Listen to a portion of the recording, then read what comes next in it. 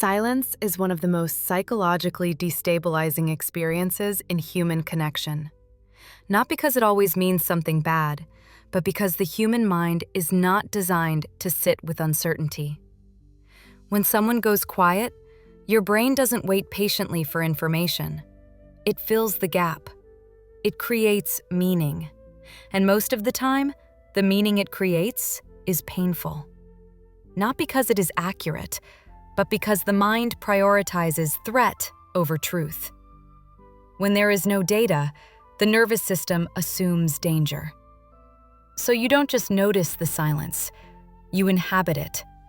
You replay conversations, you analyze tone, you scroll back through messages, you imagine what they're thinking, who they're with, why you weren't enough to keep their attention. And slowly, without realizing it, you turn absence into a story about your worth. This is not intuition. This is the brain attempting to regain control in the face of ambiguity. Silence removes external feedback, and when feedback disappears, the mind turns inward. If you already have a history of inconsistency, emotional unpredictability, or having to read between the lines to feel safe, silence becomes especially potent. Your system has learned that when people go quiet, something is wrong, so it starts scanning for explanations. The problem is that the brain is not neutral when it scans. It is biased towards self-blame. Because self-blame creates the illusion of control. If the silence is your fault, then maybe you can fix it.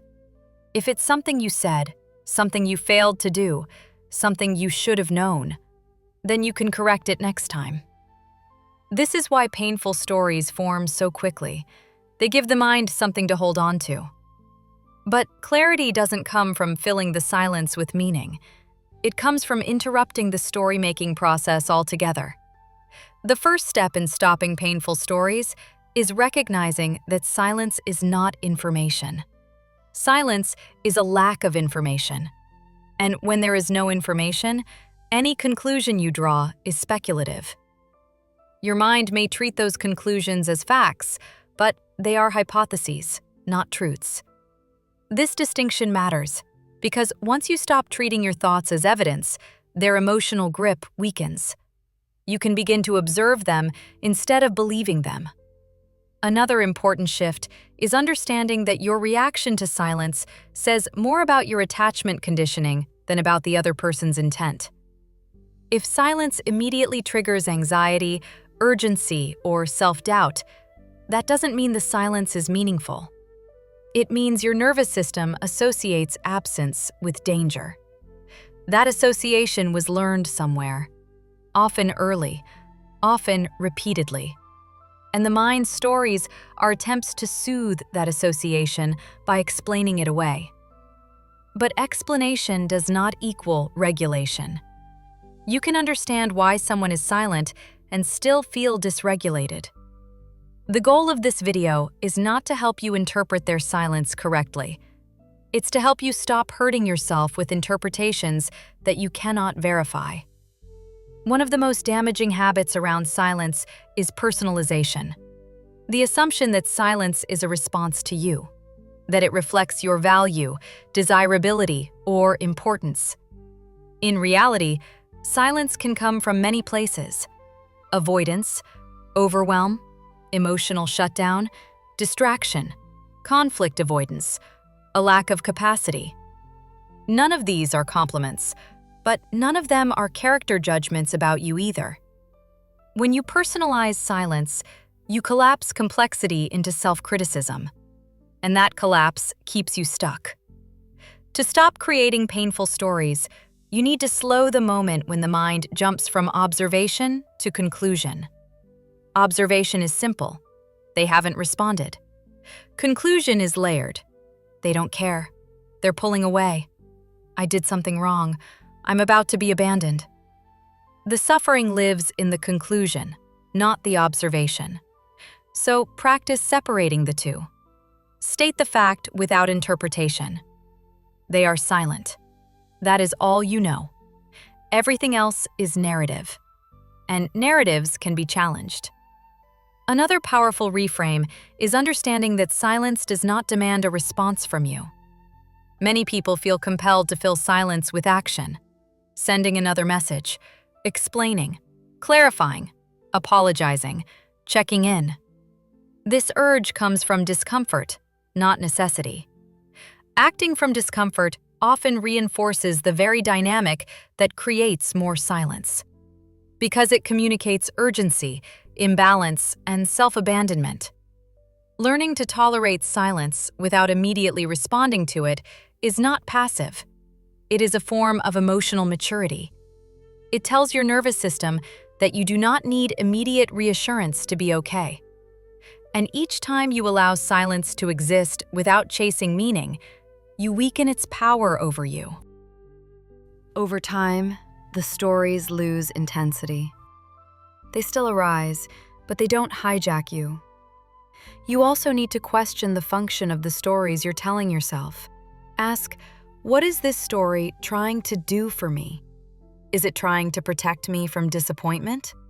Is it trying to prepare me for loss? Is it trying to motivate me to fix something? Often, painful stories are attempts at self-protection. They are not punishments. They are misguided coping strategies.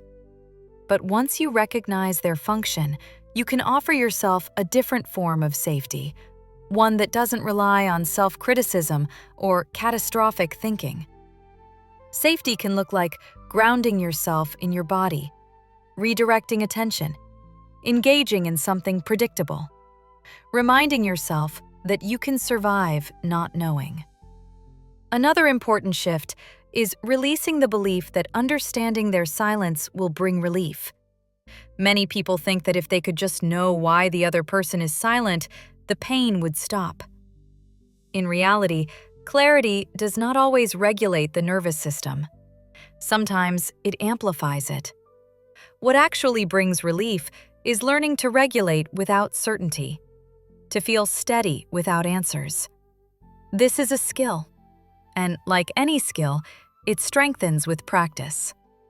You begin by allowing silence to exist without interrogating it, without turning it into a referendum on your worth, without rehearsing worst-case scenarios.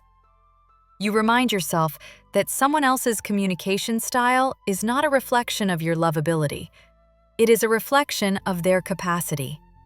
And you focus on what is within your control: your boundaries, your self-talk, your attention, your care for yourself. When you stop creating painful stories, silence becomes quieter. It still exists, but it doesn't dominate your inner world. It becomes space instead of threat. And in that space, you regain clarity, not about them, but about yourself. You start to notice what kind of communication feels safe, what kind of connection calms you, what kind of silence feels respectful versus destabilizing. And that awareness guides your choices going forward, not from fear, but from self-trust. Silence does not need to be decoded. It needs to be contextualized. And most importantly, it needs to be met with self-support instead of self-attack. When you stop using silence as evidence against yourself, it loses its ability to hurt you. And that is the beginning of emotional freedom. Welcome to Attachment Alchemy Lab. You're safe here,